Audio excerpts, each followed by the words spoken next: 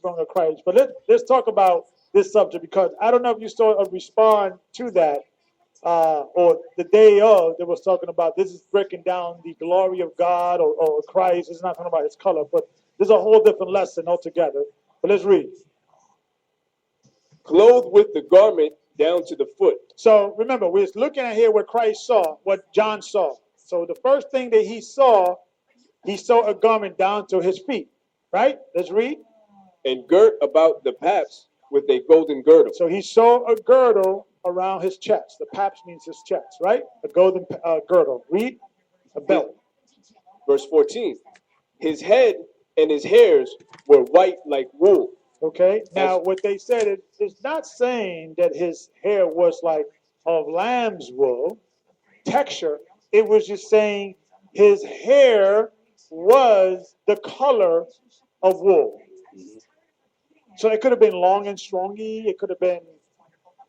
It doesn't. We don't know, right? That's the argument that they say.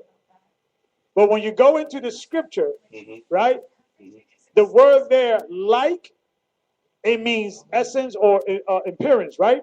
And when you go into Daniel chapter 7, and I saw the Ancient of Days, and his hair was like wool. Period. It doesn't go into the part of snow. You understand?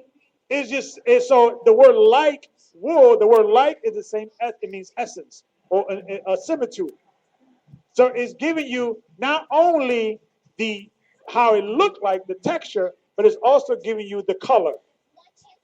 Right? That's why in Daniel, I think 10, it says in his arms and his feet was the color of fine brass. Right. You know. And it's profound because it's usually the term wool, right? Because the wool is associated with lamb, right? Sheep, right? No, and you look at the hair of a lamb is, afro in texture.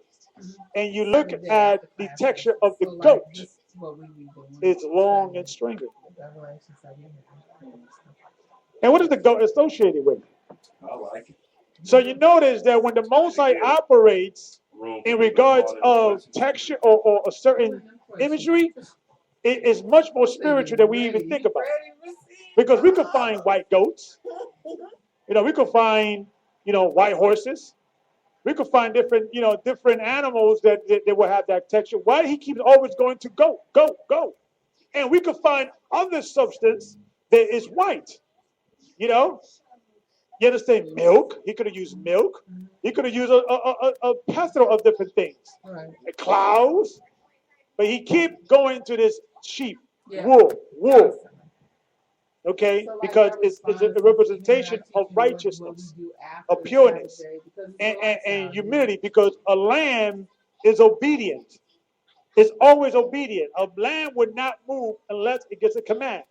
And I mentioned this before. Lambs will be in the middle of a burning house. They will not move. They will be outside with the burning sun beaming on them. They will not move. Man,